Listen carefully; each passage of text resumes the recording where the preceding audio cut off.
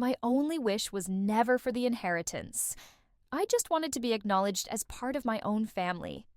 That was the silent plea of Emily Walker, a painter living in Brooklyn, when she faced the most heartbreaking moment of her life.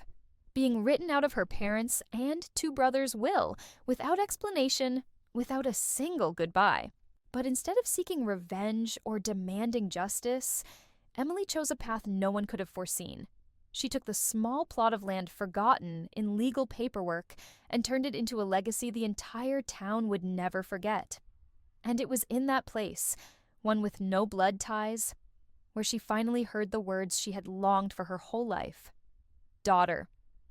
Since childhood, Emily had understood the order of her family as clearly as the graphite lines on the first sketch she ever held. She was the youngest child, the only one in the family who didn't know how to tie livestock rope, but the one who knew how to blend colors so that the twilight across the fields looked like an oil painting, while her brothers, John and Peter, were taught by their father how to drive a tractor and measure the land. Emily was only summoned by her mother when someone was needed to bake pies or tidy the living room. They called her the artist, half joking, half true, and mostly to avoid confronting the quiet disappointment they never dared say aloud. But Emily didn't storm off like some teenage rebel. Every summer, she returned. Whether she was studying fine arts in New York or busy illustrating for children's magazines, she always found a way to fly back to Montana to help out. Even if just to fix a fence, deliver pies to the church, or simply sit and listen to her mother recite the strawberry jam recipe passed down for 3 generations. She believed that love could bridge the distance, that persistence would eventually be rewarded, that if she stayed long enough, they would finally see. She was different, but not less. Then her father died. A sudden stroke took away the only man who had quietly sent her emails quoting Hemingway and Steinbeck. Emily dropped everything, even her preparations for her first solo art exhibition, to fly home immediately. She stayed for 3 weeks, handled the funeral, organized the memorial, even paid out of her own pocket to upgrade the tombstone her brothers had deemed unnecessary. She didn't argue. She only wanted her father to rest in dignity. Then came that day, the will reading. In a closed room, beneath the sterile glow of fluorescent lights, the lawyer pulled out a sealed envelope. He read each line like drawing a blade from its sheath. John inherited the main house and all the ranch equipment. Peter received the back lot and full rights to the cattle and investments. Emily sat still, hands gently clenched on her lap, waiting. And to my daughter, Emily, the lawyer paused, his voice growing soft, I trust that you've found your own path and are not in need of anything from this inheritance. Silence. A silence colder than the Montana wind that whips across snowy fields. Emily couldn't say a word. Everything around her blurred, like a ruined painting. Her mother lowered her gaze. John looked as if he were suppressing a victorious smirk. Peter shrugged and murmured, Didn't think you wanted to raise cattle and grow corn anyway?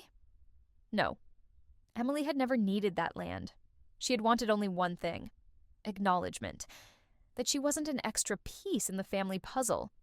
That even if she didn't fit their mold, love should still be the common thread that binds any family together. That her father, the one who had penned so many eloquent lines, would leave her something, anything, to say, I see you. I understand you. But he didn't. The only thing Emily inherited was an absence. And yet, that absence would one day become the foundation for something greater than any legacy written on paper could ever hold. Returning from the law office, Emily didn't cry. She didn't question anyone either. There was no explosive argument, no tears, no bitterness, only a deadly silence lodged in her chest, as if something inside her had been removed and would never be reattached. She left Montana the next morning. No notice, no goodbye wave. Her mother didn't call. Her 2 brothers didn't bother sending a message. The plane carried her back to Brooklyn, where the golden lights of the city spilled across the walls of her small 3rd-floor apartment, where an unfinished painting still sat waiting on the easel. But the artist had changed the colors in her heart. Emily lived like a shadow for weeks. She turned off her phone, ignored social media, stopped replying to work emails. She wandered for hours through Prospect Park, just to feel the cold wind cut through her collar and hear her footsteps echo between the silent trees. No one asked what she had lost. because no one knew she had just been stripped of the one thing she could never create for herself, a sense of belonging. Then one evening, while sorting through folders on her computer, Emily opened some old emails from her father. Brief messages, sometimes only a Hemingway or Steinbeck quote. But hidden among the dated lines was one she had never seen. Subject: about the future. The message was simple. Veterans need a place to return to. A quiet place, without judgment. You once said architecture is also art. If you can, build this for me. Attached was a rough, hand-drawn sketch. Crude, but meaningful. A floor plan for a community center for veterans. A reading room, a painting corner, a coffee nook, and a quiet space for therapy. At the bottom, scrawled in shaky handwriting, "For Emily, if you want to." Emily froze. Her hands trembled as she opened the second file, a land transfer agreement. Unsigned by the state, but already signed by her father. A small plot by the river, the same place they used to fish together during the summer she turned 15. That land was not included in the inheritance. Perhaps her father had deliberately left it off the books. Perhaps he knew that one day Emily would need to know he hadn't forgotten her. And for the first time since her father's death, Emily cried. Not from anger, not from regret, but because of something far simpler. He had remembered her, in his own way, silently, without words, without fanfare, but as deeply as a lake at dawn. No one in her family would ever know, and she had no intention of telling them, because this wasn't revenge. It wasn't a quest for justice. That land wasn't about proving her worth. It was about answering a message that had never been spoken aloud. The next day, she called Thomas, an old architect friend who owed her a favor. After 3 days of calls, revised sketches, and choosing materials that fit the budget, they got to work. Emily sold half her shares in her design studio, emptied her entire savings from nearly a decade, more than $350,000, to do one thing only: turn her father's final sketch into reality. No flashy signs, no press release, no nameplate with hers on it. Just a modern, quiet center, open daily, a place where people the world had forgotten could come and know they were still valued, a place to paint, to read, to sip coffee, and to heal. Emily named it The Quiet One's House, because now she finally understood. Her father didn't need to shout to prove he loved her. He only needed to leave behind a space where people like him and like her could simply be. That winter was colder than any before, yet Emily's heart grew warmer with each passing day. After 8 quiet months of construction, the house her father once hand-sketched in an email, The Quiet One's House, finally took form. A modest, neat structure, its glass facade faced a silent river, reflecting the golden hue of sunset each evening like a breathing painting. Emily didn't hold an inauguration, no ribbon cutting, no speeches, no press, and yet, somehow, people still came. Some said they heard from a friend. Others noticed the words "open to all veterans" as they drove by. Then one day, an elderly man named Alan, 83 years old, a Vietnam War veteran, walked into the center with slow steps and skeptical eyes. But within 2 weeks, he was the one who suggested starting a watercolor class for children whose parents were serving in the military. "Are you the one who built this place?" Alan had asked. Emily nodded. "You're better than any daughter I've ever had." He smiled, toothless, then added, "You really are the good daughter." Emily laughed, but something caught in her throat. She didn't need her father to stand in the middle of the house and shout, "I love you," because he left her this, and that, more than anything, was the loudest thing he had ever said to her. But peace never lasts forever. One afternoon, while Emily was guiding a little girl through a landscape painting, a black pickup truck pulled up outside the center. Out stepped John, her eldest brother, his eyes like ice, his face boiling with rage. "What the hell are you doing here?" he barked before pushing through the glass doors. Emily rose calmly. "I built a community center. On Dad's land." John jabbed a finger toward the field outside. "That land belongs to the family. You had no right." Emily met his gaze, unflinching. "I do have the right. This land was left to me, separately. Signed, documented, legally mine. It's not part of the will." John froze, his face drained of color. "He gave you the land? But in the will, There's nothing. I know. That was his choice. Just like it was his choice to leave me out of the will reading to see what you'd all do. And you did exactly what he expected. Emily stepped closer, her voice still gentle but sharp as a blade. You got the house, the tools, the cattle. But maybe the thing he truly cherished the most, he chose to entrust to the one person you never thought belonged. John clenched his fists, but said nothing.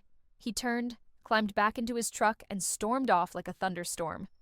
A week later, Peter called. Not with anger, not with threats, just a softer voice, cracked and quiet. I saw the article. Someone took pictures of the center. It's beautiful. I didn't know. Emily said nothing. Peter continued. I'm sorry. I know I've been silent for too long. But if you're willing, maybe we could talk. Emily replied slowly. You can come. Not to talk to me, but to talk to the people here. They carry stories heavier than ours. And I believe they might give you the answer you never dared ask Dad. Peter was silent, then hung up. He didn't come. But a month later, an anonymous donation of $10,000 arrived at the center. In the note section, there was only one line. For Alan's watercolor class. May the children keep painting. Emily read the note again and again. It didn't need a signature. Because sometimes a real apology doesn't need to be spoken. It lives in what we choose to do. And that one act, however small, made Emily realize something profound. She no longer needed to be accepted by the family she was born into. Because she had chosen a different one. A family not bound by blood, but by shared purpose and love. That Christmas season, snow blanketed the roof of the community center. The pine tree in front of the main hall wasn't decorated with shiny ornaments or flashy LED lights, but with small paintings drawn by children's hands. Messy brushstrokes depicting a smiling soldier, a warm home, a dog curled up beside a fireplace. One picture even had a shaky handwritten note, "Thank you for not forgetting my dad." Emily stood by the window, holding a cup of hot cocoa, her gaze distant. In that moment, she was no longer the daughter left out of the will. She had become something greater, not through titles, but through the people who truly saw her as family. Just then, a small envelope slipped through the front door. No courier, no bell, only a soft thump on the wooden floor. Emily bent down and picked it up. A deep red Christmas card, edged in gold lace. On the front, in neat cursive, was a single word, Emily. Inside, there was just one line. No greeting, no signature flourish. I hope you're okay. I saw the building. Your father would be proud. Mom Emily sank onto the steps, the card in her hand. She didn't know if she was crying or laughing. For years, she had longed for recognition, to be seen, to be loved, to be part of something that felt like home. And now, the only thing her mother had written, not "I'm sorry," not "you were right," was a single sentence. A sentence that, quietly and indirectly, acknowledged her existence. To others, it might seem too little. But to Emily, it was everything her mother had ever been able to give. She had the card framed, not to display, but to remind herself, sometimes love in certain families doesn't come in hugs, but in broken, awkward pieces like this. The community center grew steadily. A group of volunteer doctors started offering regular health checks for veterans. A charity sponsored a mobile van to bring therapy to remote areas. And each month, the center held art exhibitions for artists who had lived through PTSD, transforming silent pain into healing expression. One time, Emily ran into Alan in the reading room. The old man was carefully labeling a batch of new watercolors donated by a local school. When she approached, he looked up and asked, as if all his old defenses had melted away, "Do you ever wonder what your father would say if he saw this place?" Emily was quiet for a moment. Then she replied, soft as breath. He wouldn't say anything. He'd just sit in that corner, brew a pot of tea, and smile. Alan nodded, his eyes glistening. Then, "You've done the right thing." But the biggest surprise for Emily came from someone she least expected. One morning, while checking the community center's email, she received a new transfer notification, $25,000 from an anonymous account. Attached was a short message. Thank you for not using your inheritance to build walls, but to open doors for those who have nowhere else to go. JP Emily didn't need to guess for long. JP was Peter. She didn't reply. She didn't write back. But that day, in the volunteer team meeting, she began with a new announcement. We're opening a new art room for those who've never held a brush but have so much to say. I'm going to name it the Unsaid Room because sometimes the most important things are never spoken out loud. 1 year after the grand opening of the Quiet One's house, Emily was invited to attend a ceremony honoring individuals who had made outstanding contributions to the veteran community in Gallatin County. She declined. What I do doesn't need medals. As long as the kids keep painting, that's enough, she told the program director.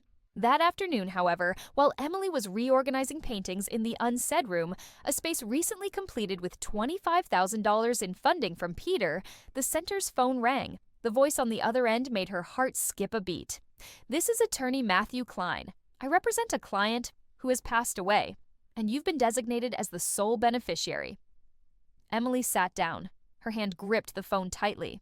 Who left it? She asked.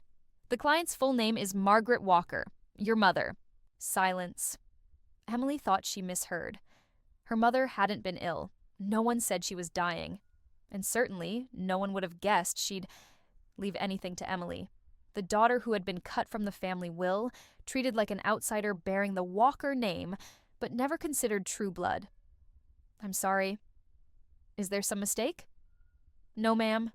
This is a handwritten will, legally certified, signed 3 months ago. In it, she clearly states, I leave the old house, my retirement savings, and my collection of religious books to Emily, the only daughter who forgave me, even though I never asked her to. Emily let the phone fall from her hand and covered her face. A week later, she flew back to Montana for the first time since her father's passing, not for the funeral, not for reconciliation, but for something symbolic, a journey to close an old chapter and step into a new one, on her own, unchained terms. Her mother's old house remained the same, dark wooden walls, the rocking chair on the front porch, and the rose bush she had planted at 8 still bloomed in season. But what had changed was the feeling upon entering. For the first time, Emily didn't feel like a trespasser stepping into foreign territory. On the table was a handwritten letter, the penmanship instantly familiar. Emily, I don't know where to begin. Perhaps I never would have had the courage to say this while alive. But I read about the center you built. I saw the photos, and I cried. Not out of anger, but out of shame. I lived my whole life believing things had to be done the right way, by the standard. I was wrong. You were right. Right to choose love, to choose forgiveness, and to choose not to erase the past, but to rebuild something new from its ashes. If I could leave you anything, it would be this: the right to choose. No one gets to define who you are, except you. And I know your father always knew that long before I did. Emily folded the letter and pressed it to her heart. No tears, no gasps. Just a calm that spread through her like sunlight entering a room long locked away. She sold the old house, kept nothing but her mother's collection of religious books and the half-knitted wool scarf, now resting in the reading room of the center, a symbol of what was left unfinished, and the chance to begin again. The center continued to grow. They launched a new art scholarship called Margaret's Grace, not to honor a perfect mother, but to remember a woman who learned to love too late, yet still chose not to stay silent. When people asked Emily if she regretted giving up her family, she simply smiled. I didn't give up family, I just chose to redefine it on my own terms. And sometimes, real kin aren't the ones who share your blood, but those who share your pain, your forgiveness, and your desire to heal.